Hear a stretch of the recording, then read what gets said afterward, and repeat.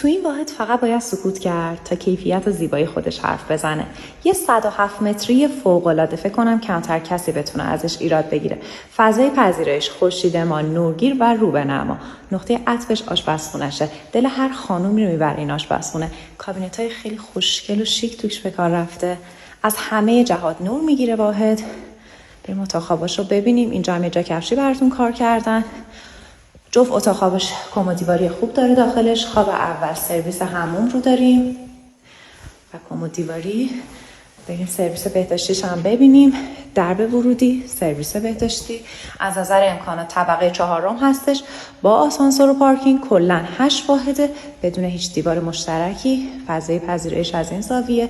تیپی وال کار شده اون قسمت. اتاق خواب دومش.